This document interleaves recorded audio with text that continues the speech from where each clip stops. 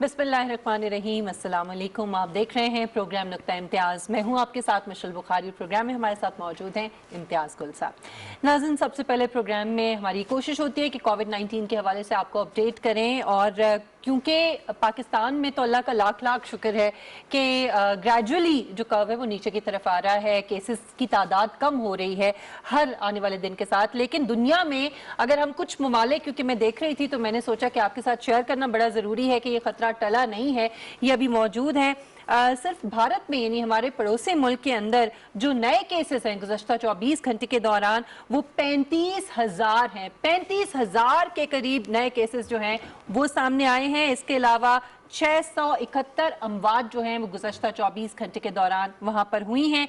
इसी तरह अमेरिका जैसा तरक्की याफ्ता मुल्क जहाँ पर सेहत की जो सहूलियात हैं वो भी बहुत बेहतर हैं पाकिस्तान के मुकाबले में, वहाँ पर 77,000 जो नए केसेस हैं वो आ चुके हैं, और अब तक 1,42,000 अमवात जो हैं वो अमेरिका के अंदर हो चुकी हैं। इसी तरह ब्राज़ील जो आबादी में पाकिस्तान से कम, छोटा मुल्क है और वहाँ की आबादी जो पाकिस्तान से कम है, वहाँ पर भी जो अब तक अमवात की तादाद है वो 78,000 हो चुकी है, और 20 लाख से ज़ायद केसेस वहाँ पर आए हैं। पाकिस्तान का भी मैं आपको बताऊं कि गुज़श्ता 24 घंटे के दौरान पाकिस्तान में जो नए केसेस सामने आए हैं वो 1,918 है, जबकि जो अमवात की तादाद है वो 47 है। इसका मतलब हरगिज़ ये नहीं है, जो स्टेटिस्टिक्स मैं आपको बता रही हूँ, कि आप बेफिक्र हो जाएं या आप जो है बिल्कुल ही इसके हवाले से एहतियात ना करें। मैं सिर्फ कहना ये चाह रही हूँ कि अल्लाह का लाख लाख शुक्र है कि पाकिस्तान बाकी ममालिक से बेहतर है, लेकिन अभी भी केसेस जो है वो मौजूद हैं, लोगों को कोरोना हो भी रहा है और अमवात भी हो रही है। So you have to be very very careful. खासतौर पे ईद आ रही है तो उससे पहले आपको एहतियात बहुत ज्यादा करनी है।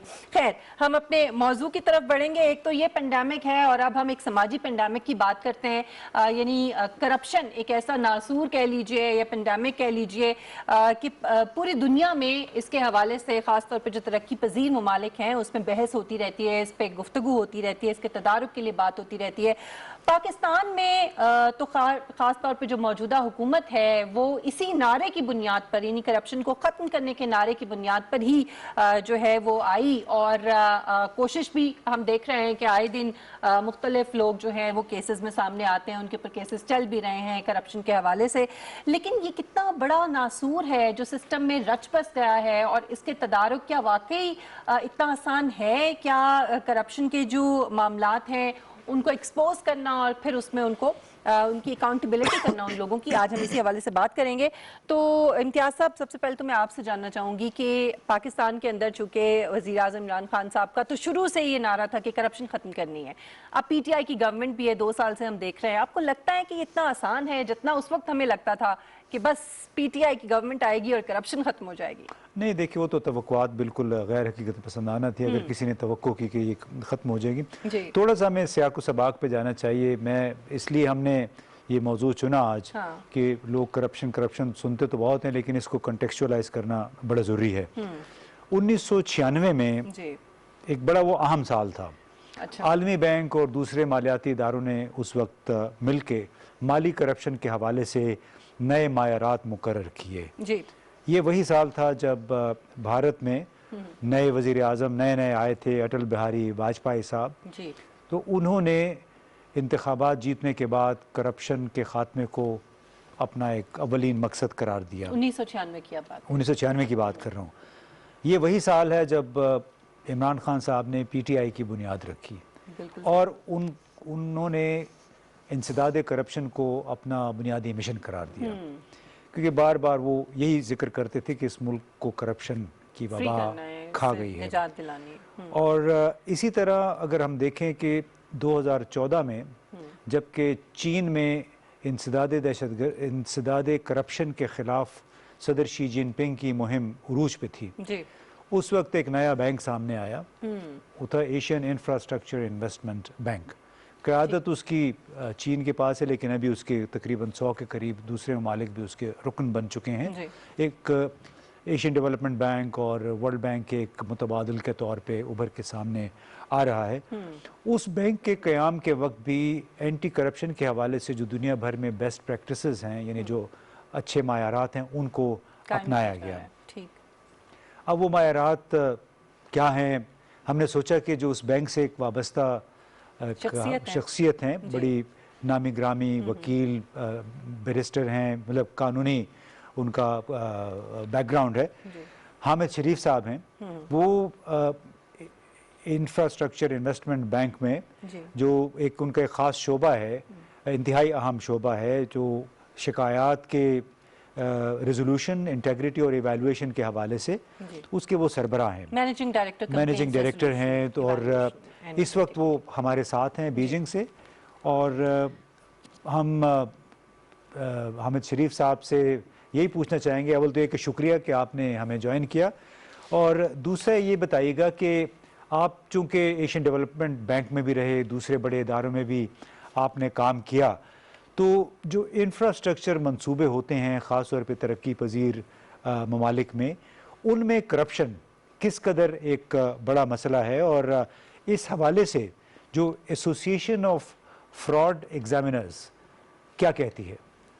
ये एक्चुअली एक बिल्कुल बैनुल-अक़वामी प्रॉब्लम है। अमीर मुल्कों में भी करप्शन है, गरीब में भी करप्शन है। जो लोग इसको स्टडी करते हैं, उनके दो तरीके हैं जो जिस तरीके से वो उसका एस्टिमेट करते हैं। एक तो वो परसेप्शन सर्वे है जो कि ट्रांसपेरेंसी इंटरनेशनल का है, वो मुझे यकीन है आपने देखा होगा। और दूसरा है कि associated of certified fraud examiners, उनकी एक एसोसिएशन है। तो वो एसोसिएशन देखती है हर साल कि भाई कौन से एक्चुअल केसेस ऑफ करप्शन हैं। तो उनकी जो लेटेस्ट रिपोर्ट है 2019 की, उसमें वो एस्टिमेट करते हैं कि जनाब कि कोई भी अदारा हो, उस अदारे के तकरीबन 5% जो रेवेन्यूज हैं वो करप्शन में ज़ाया जाएंगे। अच्छा, उसको फिर वो एक्सट्रैपोलेट करते हैं पूरी दुनिया पे। वो कहते हैं जनाब अगर पूरी दुनिया की जो हर मुल्क की जो GNP होती है, ग्रोस नेशनल प्रोडक्ट, उसको अगर हम टोटल करें, जिसको ग्रोस वर्ल्ड प्रोडक्ट कहते हैं IMF, वो बनता है तकरीबन 90.5 ट्रिलियन, राइट। तो अगर 5% उसमें से जाता है, इसका मतलब है कि we have a fantastic figure of something like $4.5 trillion हर साल जो कि करप्शन में ज़ाया होता है। और इसका अंदाज़ा लगाने के लिए आप ये देखें कि पाकिस्तान की जो GNP है latest is about 300 billion in real dollar terms. तो दैट मीन्स कि अगर 15 साल आप पाकिस्तान का बच्चा जो भी प्रोडक्ट देता है आपको, गवर्नमेंट प्राइवेट सेक्टर सबको मिला के, वो अगर 15 साल तक आप लुटाते रहे तो एक साल की दुनिया की करप्शन पूरी होती है। तो ये एक बहुत बड़ा मसला है, बैनुल-अक़वामी मसला है। और इसमें स्टडीज ये भी शो करती हैं कि सबसे जो सेक्टर जिसमें के करप्शन होने के चांसेस ज्यादा हैं वो इंफ्रास्ट्रक्चर है। और इसमें भी जो डेवलपिंग कंट्रीज हैं वहाँ ज्यादा रिस्क है, क्योंकि डेवलपिंग कंट्रीज में इंफ्रास्ट्रक्चर की बेहद जरूरत है। इन मुल्कों ने पावर प्लांट बनाने हैं, एयरपोर्ट्स बनाने हैं, पोर्ट्स बनानी है, स्कूल बनाने हैं, नहरें बनानी है एंड सो ऑन, नए शहर बसाने हैं। तो यहाँ पे जाहिर बात है करप्शन के चांसेस बहुत ज्यादा हैं, क्योंकि इंफ्रास्ट्रक्चर अट्रैक्ट्स दैट। अच्छा हामिद साहब, इस नौयत की करप्शन को साबित करना मुश्किल क्यों होता है और इसका आगाज कैसे होता है, और आप समझते हैं कि पाकिस्तान जैसे मुल्क में इसकी पेशबंदी जो है, इस किस्म की करप्शन की पेशबंदी जो है वो हो सकती है? लोग इस करप्शन में मुब्तला होते हैं, वो कई आम लोग नहीं होते, काफी सोफिस्टिकेटेड लोग होते हैं। और उसकी सोफिस्टिकेशन आप ये समझें कि वो शुरू हो जाती है प्लानिंग से ही, क्योंकि हर एक मुल्क के पास महदूद वसाइल हैं। तो ये फैसला करना होता है जनाब हम पहले सड़क बनाएंगे या पहले पावर प्लांट बनाएंगे या पहले एयरपोर्ट बनाएंगे। तो ये फैसला करना कि पहले पैसा किस शोबे में जाना है, ये बजाते खुद करप्शन का शिकार हो सकती है। ये जो फैसला है, अगर पाकिस्तान भी इस पे तवज्जो दे, सबसे पहले आप नियत करें कि आपने करप्शन खत्म करनी है। सबसे पहले रिकॉग्नाइज करें कि ये मसला है और इसको हमने खत्म करना है। अगर हम एक दफा ये तहिया कर लें कि भी करप्शन खत्म करनी है, तो इसके बड़े तरीके हैं खत्म करने के। सबसे पहले तो आप जो डिसीजन मेकिंग है उसमें ट्रांसपेरेंसी लेकर आए, शफाफ डिसीजन मेकिंग होनी चाहिए। आप जो भी डिसीजन मेकर हैं उनको मालूम होना चाहिए कि भाई हमारी ऑप्शंस क्या हैं, what are the opportunity cost. अगर हम आज یہ انفراسٹرکچر بناتے ہیں تو اس کے مطلب کہ ہم فلاں چیز نہیں بنا سکتے. تو اس کو بیلنس کرنا ہوگا کہ اس کی کاسٹ بینیفٹ انالیسس کیا ہے تاکہ ہماری جو ڈیسیجن میکنگ ہے وہ بالکل شفاف ہو اور بہت ویل انفارمڈ ہو. جی حامد صاحب، آپ کا یہ بھی کہنا ہے کہ کرپشن صرف پاکستان تک محدود نہیں ہے، جسے شروع میں بھی آپ نے کہا کہ ایک بین الاقوامی مسئلہ ہے. تو یہ بتائیں کہ جو پاکستان ایسے ملک میں کرپشن کا تعلق کیا محض چند افراد جو سول ملٹری بیوروکریسیز ہوتی ہیں، سیاستدان ہوتے ہیں، ان کی لالچ سے تعلق ہے اس کا بنیادی، یا پھر ان کی صلاحیت اور استعداد کار کام کرنے کی جو استعداد ہے اس کے ساتھ بھی اس کرپشن کا کوئی تعلق ہے؟ بیسکلی پاکستان کو تو میں نے اسٹڈی نہیں کیا ہے ایز سچ، لیکن میں آپ کو بین الاقوامی تجربے سے یہ ضرور بتاؤں گا کہ اگر آپ نے کرپشن کو ٹھیک کرنا، پہلے تو آپ کے جو پروکیورمنٹ سسٹمز ہیں وہ ٹھیک ہونے چاہیے. یعنی وہ اس میں بھی وہی شفافیت ہونی چاہیے، انٹرنیشنل کمپیٹیٹیو بڈنگ ہونی چاہیے، پراپر ایویلیویشن ہونی چاہیے. اور اس میں یہ بات میں کہوں گا کہ اگر آپ دنیا میں دیکھیں پچھلے 20-30 سال میں ایک بہت بڑا انقلاب آیا ہے ریولوشن میں، پروکیورمنٹ میں. ایک زمانہ تھا کہ اکثر ملک یہ سمجھتے کہ پروکیورمنٹ میں کسی کلرک کو، کسی بھی سول سرونٹ کو لگا دو تو پروکیورمنٹ چل پڑے گی. اب دنیا اس سے بہت آگے نکل چکی ہے. There is a whole professionalization of procurement. اور یہ اس کے لیے باقاعدہ کورسز ہیں. اب پاکستان میں جو PEPRA reforms they came under IMF and World Bank programs، یہ اچھی ریفارمز ہیں، اس پہ ہمیں بلڈ کرنا چاہیے. لیکن میرا جو علم ہے اس کے ابھی تک پاکستان میں پروکیورمنٹ کو پروفیشنلائز نہیں کیا گیا. ہمارے بہت کم ادارے ہیں جو کہ پروکیورمنٹ کے کورسز آفر کرتے ہیں. اکثر جو لوگ پروکیورمنٹ ایجنسیز میں بیٹھے ہیں ان پہ شاید پروکیورمنٹ کی کوالیفیکیشنز نہیں ہیں، اور دوسرا ان کا ریسورسز بھی کم ہیں. آپ دیکھیں نا، اب آپ لیٹسٹ فگر میرے پاس نہیں ہے، لیکن جب میں پاکستان پہ کام کرتا تھا تو ایک تو یہ ہے کہ آئے دن جو افیشلز ہیں پروکیورمنٹ ایجنسی کے وہ بدلے جاتے ہیں. تو یہ اس طریقے سے ادارے نہیں چلتے. آپ کو صحیح لوگ لگانے پڑیں گے اور کمپیٹنٹ لوگ لگانے پڑیں گے. اچھا حامد صاحب، ایک بہت بڑا جو مسئلہ ہے وہ جو پاکستان کی لوٹی گئی دولت ہے دیگر ممالک میں جو چھپائی گئی یا منتقل کی گئی اس کے حوالے سے ہے، اور اس پہ وزیر اعظم پاکستان عمران خان صاحب کئی بار اس عزم کا اظہار کر چکے ہیں کہ وہ دولت واپس لائی جائے گی پاکستان کی. لیکن آپ سمجھتے ہیں کہ یہ آسان کام ہے یا ان حالات میں خاص طور پہ یہ ممکن ہے؟ کرپشن اگر ختم کرنی ہے تو اس کے دو پہلو ہیں. ایک تو آپ نے جس کو کہتے ہیں ہم کرمنل جسٹس سسٹم میں ڈیٹرنس ویلیو پیدا کرنی ہے. آپ نے جن لوگوں نے کرپشن کی ہے ان کو پنش کرنا ہے، اور تاکہ اور لوگ اس سے عبرت حاصل کر سکیں، جس کو ڈیٹرنٹ ایفیکٹ کہتے ہیں. تو وہ بہت ضروری ہے. اور دوسرا اس کا اسپیکٹ ہے پریونشن، کہ آپ آئندہ لک ٹو دا فیوچر اور یو انشور کہ آئندہ کرپشن نہیں ہوگی. اب یہ پہلا بھی بہت ضروری ہے لیکن یہ بہت مشکل ہے. اس کا مطلب یہ نہیں ہے کہ ہم ایسٹ ریکور نہیں کر سکتے، مطلب ہے یہ بہت مشکل کام. میں آپ کو دو ایگزامپل دیتا ہوں. آپ جی فرڈیننڈ مارکوس کا نام آپ نے سنا ہوگا، جو کہ فلپینز کے پریزیڈنٹ تھے بہت عرصے تک. تو وہ 65 سے 89 تک پریزیڈنٹ تھے، اور کہا جاتا ہے کہ انہوں نے بہت دولت لوٹی. اب تقریباً 30 سال گزر گئے ہیں. 30 سال میں فلپینز نے کئی ایکشنز لیے اور اب تک $1 بلین ریکوری ہوئی ہے صرف، جبکہ اندازہ ہے کہ ان کی لوٹ مار اس سے بہت زیادہ تھی. اسی طرح آپ نے سنا ہوگا پریزیڈنٹ سنی اباچا تھے نائجیریا کے، وہ پریزیڈنٹ تھے 93 سے لے کے 98 تک. تو ابھی تک نائجیریا نے جو ایسٹ ریکوری کیا ہے which is about 700 ملین. تو یہ کام ہو سکتا ہے لیکن یہ بہت مشکل اور پیچیدہ کام ہے. اس کے لیے ایک جو بہت اہم چیز ہے، ایک تو ہوتا ہے کہ آپ فارمل جو پروسیسز ہیں جس میں میوچول لیگل اسسٹنس ہوتی ہے، اس کو نیگوشیٹ کیا جاتا ہے ممالک کے درمیان، یہ بڑا عرصہ لگتا ہے اس میں. لیکن جو ایفیکٹو ہے وہ یہ ہوتا ہے کہ آپ کے جو انفارمل کانٹیکٹس ہیں، آپ کی جو پروسیکیوٹرز ہیں، آپ کے جو اینٹی کرپشن ایجنسیز کے جو اعلیٰ افسر ہیں، وہ انٹرنیشنل کانفرنسز میں جاتے ہیں، اپنے جو پیئرز ہیں ان سے میٹنگز کرتے ہیں، اپنی ایک ساکھ بناتے ہیں، ریپوٹیشن بناتے ہیں. اس کے بل بوتے پہ پھر وہ ان سے تعاون حاصل کر سکتے ہیں. जी बहुत बहुत शुक्रिया हामिद साहब, बड़ी दिलचस्प बातें, इनके पास बड़ी कहानियां हैं क्योंकि उन्होंने मुख्तलिफ मुल्कों में काम किया हुआ है, और जिस तरह उन्होंने फिलिपाइन और नाइजीरिया के साबिका हुक्मरानों की मिसालें दी कि उनके खिलाफ 15-20 साल से प्रोसिक्यूटर्स लगे हुए हैं, इन्वेस्टिगेटर्स मुख्तलिफ मुल्कों के चक्कर लगा रहे हैं, लेकिन आज तक जिन रुकूम का जिक्र किया गया था वो हासिल नहीं हो सका है उनको। तो उसमें एक मैसेज भी है, एक पैगाम भी है शायद हमारी हुकूमत के लिए भी।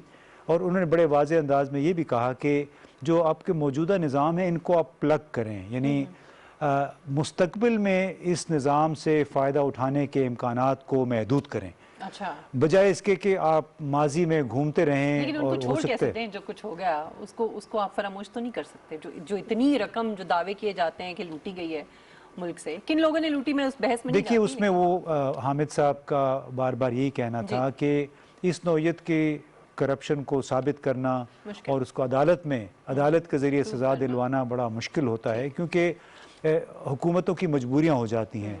यानी पाकिस्तान के भी जितने दूसरे मुल्कों के साथ अगर मुआहदात हुए हैं जिनमें इल्ज़ाम लगाया जाता है कि उसमें करप्शन हुई है, लेकिन अगर आप एक मुआहदे के ख़िलाफ़ अभी कार्रवाई शुरू कर दें तो आप इसका मतलब है कि अपने एक दोस्त मुल्क को नाराज़ करेंगे।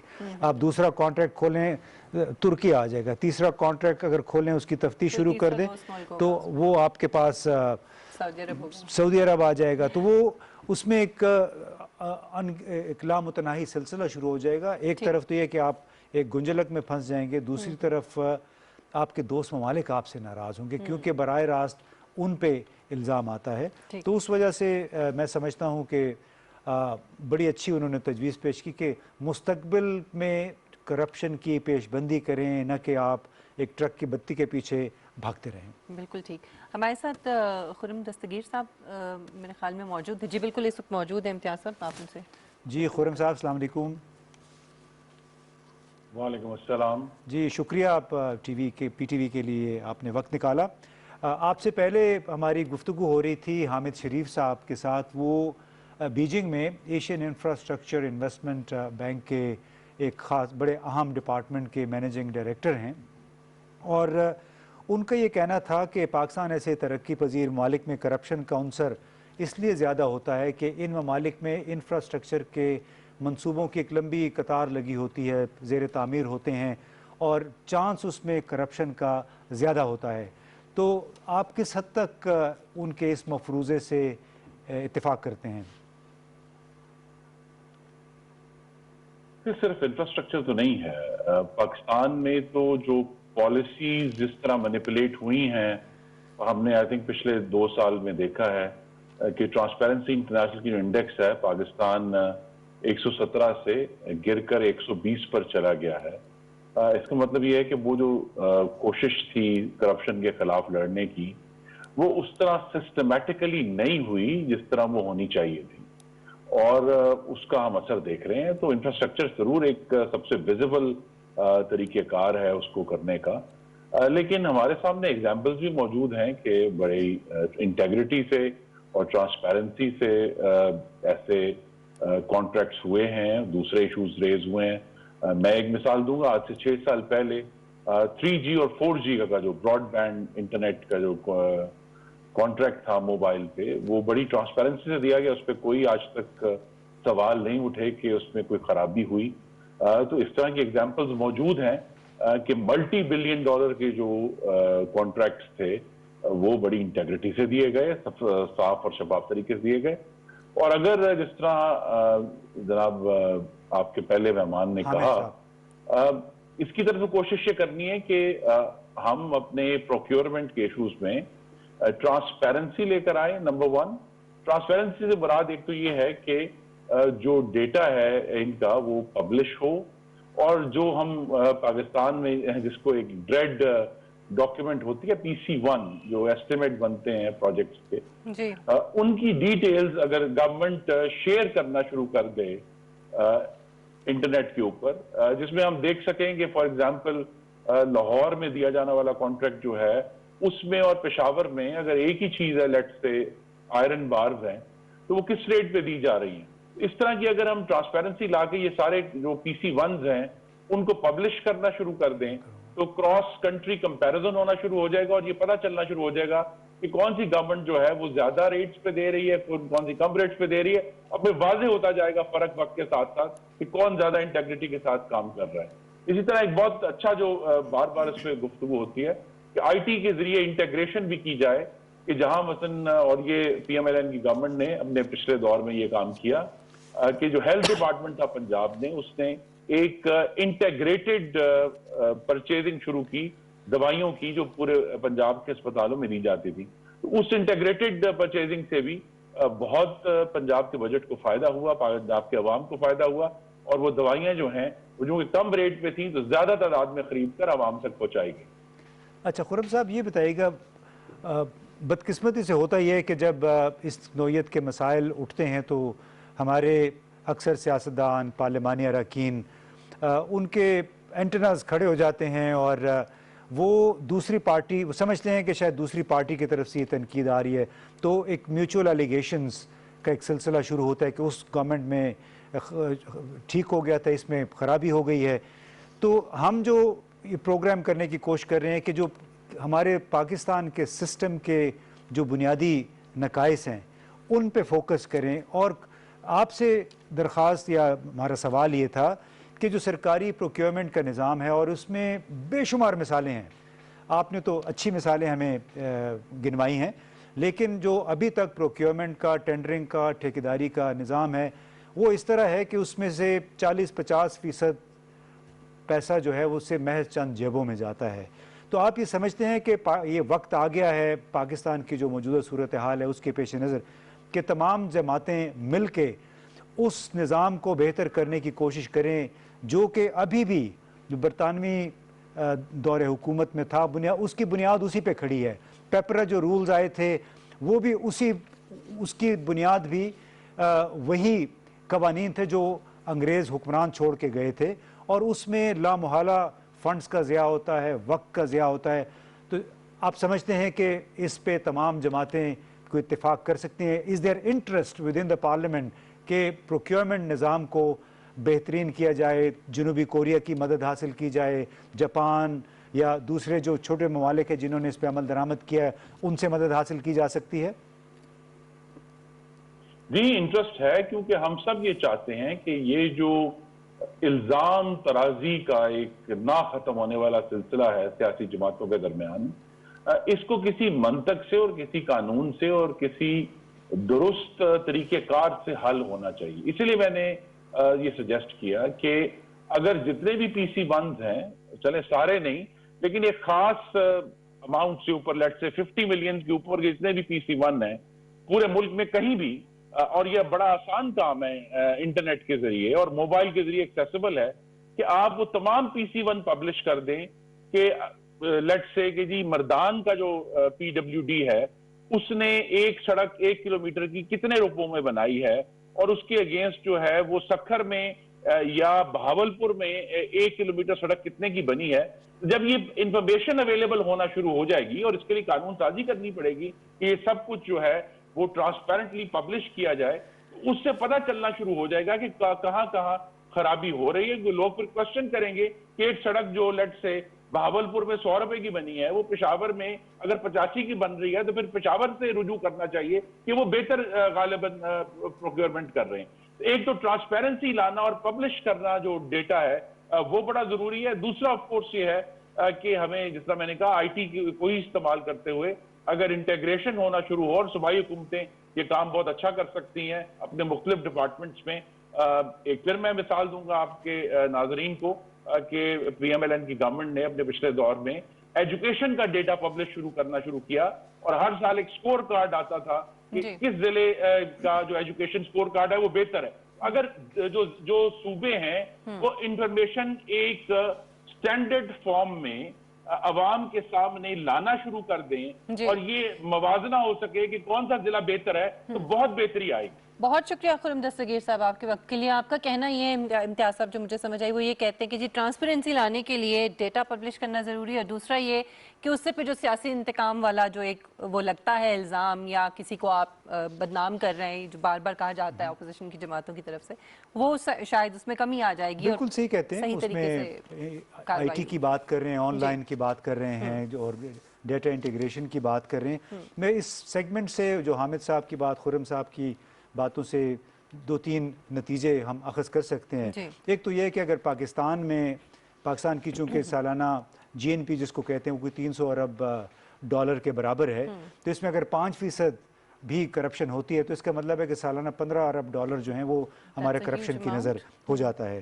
دوسری ایک بات جو حامد شریف صاحب کی تجزیے سے نکلتی ہے وہ یہ کہ جو لوٹی ہوئی دولت ہے جو باہر کے ملکوں میں پڑی ہوئی ہے اس کو واپس کرنا کوئی ناممکن نہیں تو انتہائی مشکل ہے. اور تیسرا انہوں نے یہ کہا کہ ضرورت اس امر کی ہے کہ بجائے اس کے کہ آپ ٹرک کی بتی کے پیچھے لگے رہیں, موجودہ نظام کے نٹ بولٹ صحیح کریں, کچھ انقلابی نوعیت کی اصلاحات کریں, کم از کم مزید کرپشن سے روکنے کے لیے موجودہ سسٹمز کو آپ شفاف بنائیں, احتساب اور نگرانی کے سسٹمز کو بہتر کریں, اور تمام کاروبار اگر آن لائن کریں تو وہ معلومات تمام لوگوں کو حاصل ہوں گی اور اس کو چیلنج کرنا سب کے لیے آسان ہو جائے گا. چلیے ہم امید کرتے ہیں کہ کرپشن کے حوالے سے جو اب تک جو ہوا اس میں بھی کچھ بہتری آئے گی, اور دوسرے یہ ہے کہ کم از کم آنے والے وقت کے لیے کرپشن کو روکنے کے لیے جو اقدامات ہیں, جو ضروری اقدامات ہیں, جو سسٹم کو ٹھیک کرنے کے اقدامات ہیں, جو اصلاحات کرنے کے اقدامات ہیں اداروں کے اندر, ان پہ زیادہ جو ہے وہ غور کیا جائے گا. ناظرین ایک بریک لیں گے اور بریک کے بعد ہم بات کریں گے پاکستان کی تاریخ میں ایک بہت بڑی ڈیولپمنٹ ہوئی ہے, بہت ہی خوش آئند بات ہے, جو دیامر بھاشا ڈیم جو کہ ایک تیسرا بڑا پروجیکٹ ہے منگلا اور تربیلا کے بعد پاکستان میں, اس کا باقاعدہ عمران خان صاحب نے افتتاح کر دیا ہے, اور اس سے کتنے زیادہ فوائد حاصل ہوں گے, یہ کتنا اہم پروجیکٹ ہے, کیوں اس میں اتنی تاخیر ہوئی, اور اس کے فوائد کے حوالے سے ہم گفتگو کریں گے. ایک بریک کے بعد ہمارے ساتھ رہیے گا.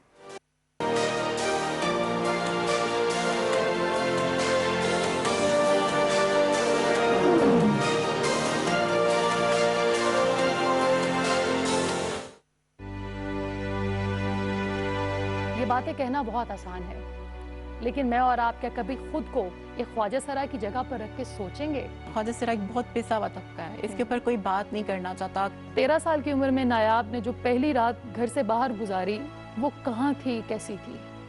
سڑک کے اوپر. ماں خسرے کو پیدا کر کے مر گئی ہے تو کوئی بات نہیں, میں انسان ہوں.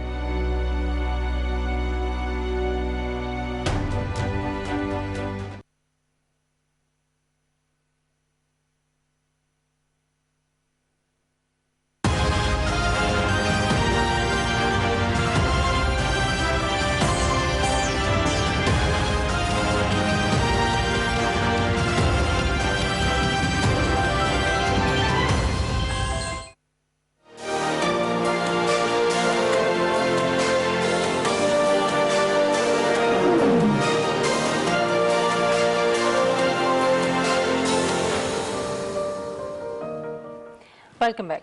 ناظرین بہت ہی خوش آئند بات ہے اور بڑی زبردست ڈیولپمنٹ ہے کہ وزیر اعظم پاکستان عمران خان صاحب نے بالآخر دیامر بھاشا ڈیم کا باقاعدہ افتتاح کر دیا ہے گزشتہ روز, اور یہ پاکستان میں منگلا اور تربیلا ڈیمز کے بعد تیسرا بڑا پروجیکٹ ہوگا جو کہ شروع ہو رہا ہے. تقریباً $14 ارب کی اس پر لاگت آئے گی, اور یہ پروجیکٹ انشاءاللہ 2028 یعنی تقریباً 8-9 سال کی مدت میں یہ کمپلیٹ ہو جائے گا.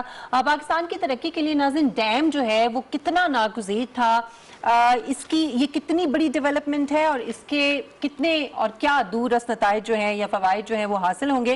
آج کے پروگرام میں ہم اسی کا احاطہ کریں گے, لیکن اس تھوڑا سا بیک گراؤنڈ اس کا بتانا بڑا ضروری ہے. ایک تو یہ کہ 45 سال کا ایک بہت بڑا گیپ جو ہے وہ آیا ان 2 ڈیمز کے بعد, اور اب یہ تیسرا ڈیم. اگر ارشد عباسی صاحب سے پوچھیں وہی بتائیں گے, اسی لیے ان کو ہم نے. اور بالآخر چلیں یہ چونکہ شروع ہو چکا ہے, ہمارے ساتھ اس وقت موجود ہیں جی ہمارے گیسٹ انرجی ایکسپرٹ ہیں اور توانائی کے شعبے سے متعلق ایک رپورٹ انرجی ویژن 2035 کے مصنف بھی ہیں. تو میرے خیال میں آپ کا وقت ضائع نہیں کروں گی, انہی سے گفتگو کرتے ہیں. ہمارے ساتھ موجود ہیں جی ارشد عباسی صاحب. بہت شکریہ ارشد عباسی صاحب آپ کے ٹائم کے لیے. ارشد صاحب ایک تو یہ کہ جو بالائی علاقوں سے جو پانی آ رہا ہے، کیا اس ڈیم کے بننے سے آپ سمجھتے ہیں کہ اب آبی حقوق جو ہیں پاکستان کے محفوظ ہو گئے ہیں؟ ہاں جی، آپ نے ٹھیک بات کی کہ ایک ہوتا ہے واٹر رائٹس، جس کو آبی حقوق کہتے ہیں جی، کہ پاکستان ایک ٹریٹی سائن کی ہوئی جس کے کہتے ہیں انڈس واٹر ٹریٹی. اس میں جو پہلے ڈیم بنائے گا ستلج کے اوپر، اس پہ چناب پہ، جیلم پہ یا انڈس پہ، تو پہلا رائٹ اس کا ہوگا. جیسے میں آپ کو مثال دیتا ہوں کہ کشن گنگا میں جو ڈیسیژن ہوا تھا اس پہ ہوا تھا کہ ٹینڈر پہلے کس کے فلوٹ ہوئے تھے، کشن گنگا کے یا نیلم جیلم کے. لیکن بدقسمتی سے کہ نیلم جیلم میں ہم کم از کم 10 سال کی ڈیبیٹ میں پڑے رہے کہ اس کو کب شروع کرنا کب شروع نہیں کرنا. اس لیے ہم انٹرنیشنل کورٹ آف آربیٹریشن میں یہ کیس ہار گئے تھے، کیونکہ ہمارا کام 2 سال بعد میں شروع ہوا تھا.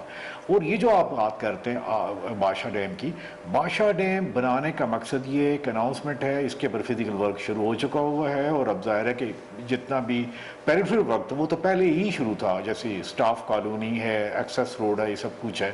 یہ وہ جتنے ڈیم جو شوک ریور کے اوپر اور انڈس پہ، جیسے چٹک اور نیمبو پاس کو بڑا ہم نے اس کے اوپر شور مچایا تھا کہ دیکھیں آپ نے کیوں نہیں پہلے بات کی، پہلے ڈیم کیوں نہیں بنے.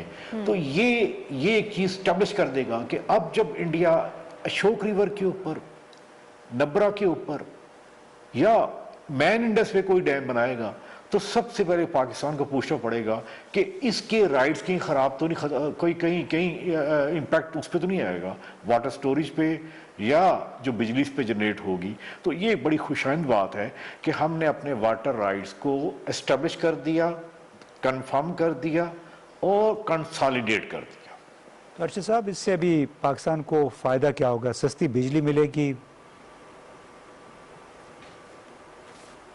امتیاز دیکھیں، پوری دنیا میں تین چیزیں آ گئی ہیں. پہلی بات ہے کہ water, energy, food security and Axis.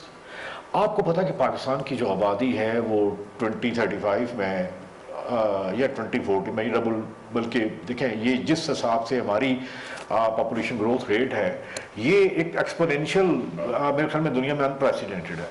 اس کا فوڈ اینڈ فائبر بیلنس کرنے کے لیے ہمارے پاس واٹر سٹوریج چاہیے تاکہ ان لوگوں کو کھانا یا خوراک مل سکے. تو سب سے بڑی بات یہ ہے کہ پاکستان کی وہ آبادی جو بڑھ رہی ہے، ہمیں 2035 تک، 2040 تک اس کی خوراک، یعنی ڈاؤن لو ریپیرین ایریا میں، پنجاب میں، KPK میں، ایون بلوچستان میں اور سندھ میں جو ایڈیشنل جو زمین ہم اریگیٹ کریں گے، اس کا فائدہ پاکستان کو یہ ہوگا کہ جو جیسے اس سال ہم گندم اگانی پڑی، وہ گندم اگانی نہیں پڑے گی. اور اگر بیلنس اور بڑا اگر انٹرنیشنل ماڈل پہ کام کیا جائے تو میرے خیال میں ہمیں فوڈ فائبر میں کوئی بھی چیز ہمیں منگانی نہیں پڑے گی. ایک تو بات یہ ہوئی. دوسرا امتیاز گل، آپ کو یاد ہے کہ آپ نے 2010 یعنی 2010 میں جو فلڈ ہے اس پہ کام کیا تھا. اس فلڈ میں تقریباً ہمارا $22 بلین کا نقصان ہوا تھا جب یہ پورے انڈس ریور کے پر ایک فلڈ آیا تھا. اگر بادشاہ ڈیم بنا ہوتا اس وقت تو ہمیں وہ نقصان برداشت نہ کرنا پڑتا، بلکہ یہ پانی جو سٹوریج ہے یہ ہمارے لیے ایک رحمت ہوتی، زحمت نہ ہوتی. تو سب سے جو بڑی بات ہے کہ یہ جو بادشاہ ڈیم بن گیا ہے، پاکستان میں جو فلڈ میٹیگیشن کا صرف ایک ہی ون اینڈ اونلی ون طریقہ، کوئی اور طریقہ نہیں ہے، وہ ہے سٹوریج. تو اس کے ملٹیپل ایڈوانٹیج ہے کہ جب آپ یہ ڈیم بنا رہے ہیں، آپ کی جو فلڈ ہے وہ آپ اس کو تقریباً 70-80% کنٹرول کر لیں گے. ایکسپٹ کابل یا سوات پہ، وہ ابھی ہم نے اس کو چھیڑا نہیں ہے. تو اس کا ایک بڑا فائدہ وہ یہ ہے کہ ہمارے جو فلڈ ہے وہ آئندہ انشاءاللہ نہیں آئیں گے. اور ایک اور بات، آپ نے پاکستان کی جو واٹر سٹوریج تھی 15 دن کی یا 16 دن کی، وہ اب ڈبل ہو جائے گی. دیکھیے یہ ایسی ہے کہ آپ کے گھر میں واٹر ٹینک جہاں پہ ایک تھا آپ نے 2 لگا لیے. اگر آپ کے 3-4 سیزن ڈرائی اسپیل بھی چلے گئے، جیسے 2001 کا ڈراؤٹ ہو گیا، تو آپ کو سب سے بڑا فائدہ یہ ہوگا بادشاہ ڈیم کا کہ آپ کی سٹوریج رہے گی، آپ کو کوئی ایڈیشنل پینک ہونے کی ضرورت نہیں پڑے گی. ورنہ آپ دیکھیں 2001 میں کیا ہوا تھا. اور ایک اب جو جس طرح کلائمیٹ چینج جتنی ڈیبیٹ ہے، لمبی اس ڈیبیٹ پہ نہیں جاتے، ایک بات بڑی کلیئر ہے، وہ یہ ہے کہ فلڈ بھی آئیں گے، ڈراؤٹ بھی آئیں گے. تو یہ ڈیم دونوں جگہوں. لیکن ایک بنیادی سوال کا جواب دیجیے گا کہ جو ایک تب بھی ہیلپ کرے گا. और जब फ्लड आएगा तब भी हेल्प करेगा। अच्छा अरशद, एक बुनियादी सवाल का जवाब दीजिएगा, हम प्रोग्राम के इख्तिताम की तरफ जा रहे हैं, कि जो बार बार ये कहा जा रहा है कि जब हाइड्रो पावर जो है वो बड़ी सस्ती है, यानी जो भी डैम बनता है उसके नतीजे में बिजली पैदा हो रही है वो हमें काफ़ी सस्ती पड़ेगी, तो आप ज़रा कोई थोड़ा सा मवाजना बताइएगा कि जब ये डैम मुकम्मल हो जाए, बिजली घर भी बन जाए, उस वक्त फ़ी मेगावाट लागत कितनी मुख्तलिफ होगी कोयले या गैस से चलने वाले या तेल से चलने वाले जो बिजली घर हैं उनसे? इम्तियाज गुल, ये जो आपने बात कही है, मेरे ख्याल में जो प्राइम मिनिस्टर का जो स्पीच राइटर था इसने कोई पुराना डाटा लिया है। अदरवाइज एक बात है, जैसे आपके इंट्रो में है, ये वैसे बहारी ने बात की कि इसकी लागत आएगी $14 बिलियन। तो जो टैरिफ है, टैरिफ डिटरमिन करने के लिए जो बेसिक चीज़ें, कैपिटल कॉस्ट कितनी आ रही, $14 बिलियन, मीनिंग बाय कि आपको 1 मेगावाट कितने का पड़ेगा, 3.1 बिलियन डॉलर का आपको 1 मेगावाट पड़ेगा, यानी इसका टैरिफ किसी हिसाब से 15 या 16 रुपए से कम नहीं होगा। जबकि इस वक्त पाकिस्तान में विंड और सोलर का जो टैरिफ है वो आप कह सकते हैं कि 4 रुपए या 5 रुपए, तो ये कोई कंपैरिजन नहीं है कि जी ये बिजली सस्ती पड़ेगी। और स्पेशली अब LNG, ये तो अलग बात है कि हमने इम्तियाज गुल बड़ी दुख भरी दास्तान है कि हमने जो LNG का एग्रीमेंट किया हुआ है वो हमें प्राइस हाई पड़ रही है, तकरीबन आप कह सकते हैं फ्यूल कंपोनेंट वो 8 रुपए का पड़ रहा है, लेकिन पूरी दुनिया में जो LNG की प्राइस है वो तकरीबन $2 है। यानी अगर बिजली आपने बनानी है तो उसके लिए शायद डैम इतना प्रॉफिटेबल नहीं है। हाँ, इसके जो मल्टीपल एडवांटेज जैसे फ्लड मिटिगेशन है, वाटर राइट्स हैं, फूड सिक्योरिटी के लिए, और तीसरी बड़ी बात ये इम्तियाज गुल कि जब कोई अपना आपका डैम बनता है तो मैसिव कंस्ट्रक्शन एक्टिविटी शुरू होती है, यानी पाकिस्तान में अराउंड 82 इंडस्ट्रीज वो एक मोबिलाइज हो जाएंगी एक मैसिव लेवल के ऊपर। सीमेंट इंडस्ट्री, स्टील देखें, देखिए ये जैसे डैम बना था तरबेला और मंगला, तो आप देखिए उस वक्त कितने इंजीनियर अकोमोडेट हुए थे, कितने टेक्नीशियन हुए थे, कितने, यानी आपकी जो स्किल लेबर, अनस्किल लेबर, मेरे जैसे जो अनपढ़ हुए वो उनके लिए कितनी जॉब्स निकलेंगी। तो पाकिस्तान में जो एम्प्लॉयमेंट है वो एम्प्लॉयमेंट जो अपॉर्चुनिटीज निकलेंगी वो अनप्रेसिडेंटेड होंगी, ये एक सबसे बड़ा फायदा होगा। जैसे मैं आपको अर्ज कर दूं कि एक रिसेशन आया था अमेरिका में, तो उसमें एक डेलीब्रिटी कहा था जी डैम बनाते हैं, डैम से क्या होगा, लोग अंगेज होंगे, हमारा एसेट फ्यूचर का बनेगा। तो अगर एक ही फायदा देखा जाए कि ये इतनी जो मैसिव अनएम्प्लॉयमेंट जो कोरोना वायरस से और जो बाहर से लोग आ रहे हैं, इन ये सारे एकोमोडेट वहां पे हो जाएंगे। एक अंदाजे के मुताबिक 16,000 ये कह देंगे कि बिजली सस्ती पड़ेगी, 16,000 के करीब लोगों को जो है वो रोजगार इसमें मिल सकता है। अच्छा, अभी आपने खुद भी ये बात की कि पानी की किल्लत, डायरेक्ट की बात करो, इनडायरेक्ट बे ज्यादा है जी। अच्छा, अभी आपने जो पानी की बहरान की बात की और अभी जो ज़खायर हैं उनकी आपने बात की, आबादी बढ़ रही है और अभी ज़खायर जो है वो बहुत महदूद हैं पाकिस्तान के। जो डैम बन जाता है, मुख्तसरन बताइएगा फिर मुझे, चूंकि वक्त हमारे पास कम है, डैम बन जाता है तो इस्तेदाद जो है वो जखीरा करने की, पानी जखीरा करने की, वो कितनी बढ़ सकती है? अरशद साहब ने बताया वो कि अब हमारी दुगुन 38 दिन की हमारा जखीरा बढ़ जाएगा। तो अरशद साहब बहुत शुक्रिया आपका, बहुत शुक्रिया, आपने कीमती वक्त निकाला PTV न्यूज़ के लिए और बड़ी पते की बातें कहीं, बिल्कुल टेक्निकल, और उन्होंने एक अच्छी खबर ये भी सुनाई कि इससे न सिर्फ ये कि बराह रास्त 16,000 लोगों को रोजगार मिलेगा, बल्कि इससे कोई 82-83 सनतें जो हैं वो भी उनको बूस्ट मिलेगा, उनको बूस्ट मिलेगा, सरगर्म होंगी, मुख्तलिफ इसमें जो कंपोनेंट्स इस्तेमाल होते हैं, तो उससे बड़ी एक लिहाज से खुशाइंद बात है कि जो बेरोज़गारी है पाकिस्तान में उसको, उसकी मिटिगेशन में भी मदद मिलेगी और उसके साथ साथ पाकिस्तान को एक नया आबी ज़ख़ीरा मिलेगा।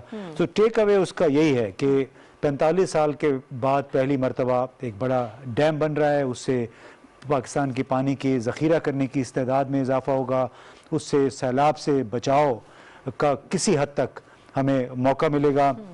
लेकिन एक बात हम सबको याद रखनी चाहिए कि जब इंशाअल्लाह ये डैम अगर मुकम्मल हो गया इंशाअल्लाह, और उसके बाद हमें 4,500 मेगावाट की क्लीन एनर्जी मिलेगी, यानी हाइड्रो पावर, और वो ज़ाहिर है हमारी तरजीह फिर ये होगी कि नेशनल ग्रिड में उसको इस्तेमाल किया जाए।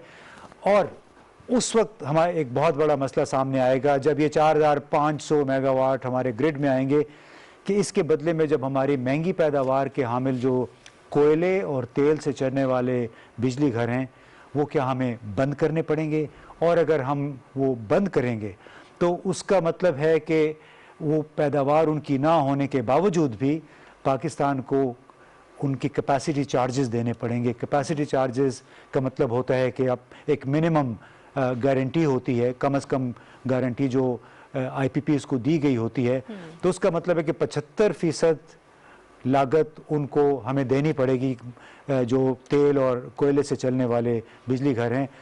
तो ये अभी मुझे यकीन नहीं है कि हमारी, चूँकि पहले ही हमारी एनर्जी जो है एक्सेस हो गई है अभी इस वक्त भी, पता है हमारे आइंदा कई साल की वो ज़रूरियात पूरी करेगी। लेकिन जब ये वाली एनर्जी आएगी और जब नीलम झेलम का तकरीबन 1000 मेगावाट हमारे सिस्टम में आएगा, फिर हम तेल और गैस से चलने वाले बिजली घरों का क्या करेंगे। हम दुआ ये करते हैं, उम्मीद ये करते हैं कि उसके लिए भी हुकूमत ने कोई स्ट्रेटजी बनाई होगी इंशाल्लाह। और इस दुआ के साथ कि जल्द से जल्द ये मंसूबा जो है, वैसे तो एक बड़ा तवील मुद्दती मंसूबा है और अल्लाह ताला करे कि ये मुकम्मल हो, और जो बिजली का बहरान है, जो पानी का बहरान है, जो बड़ा ही अलार्मिंग है, यहाँ तक कहा जाता है कि अगले कुछ सालों में पीने का पानी जो है वो भी नायाब हो जाएगा। हम उम्मीद करते हैं कि इस डैम के बनने से ये जो सूरत हाल है इसमें भी बहुत बेहतरी आएगी। इसके अलावा जैसा कि हमने आपको बताया कि 16,000 से ज़ायद जो रोज़गार मिलेगा लोगों को, 16,000 एक बहुत बड़ी तादाद इस डैम के जरिए। और इसके अलावा हमारी ज़राअत के लिए जो पानी की फराहमी है वो जाहिर है कि उसमें बेहतरी आएगी। फ्लड 70% जो फ्लड्स हम आए दिन सुनते हैं कि सैलाब आ गया और ये नुकसान हो गया और वो नुकसान हो गया, 70% उसमें कमी आ जाएगी। आने वाले दिनों में इंशाल्लाह इसके पर हम मजीद भी गुफ्तगू करेंगे। प्रोग्राम का वक्त यहाँ पे ख़त्म होता है। इंशाल्लाह आपसे मुलाकात होगी कल। अपना बहुत ख्याल रखिएगा। मिशल बुखारी को और इम्तियाज़ गुल साहब को इजाज़त दीजिए। अल्लाह हाफ़िज़।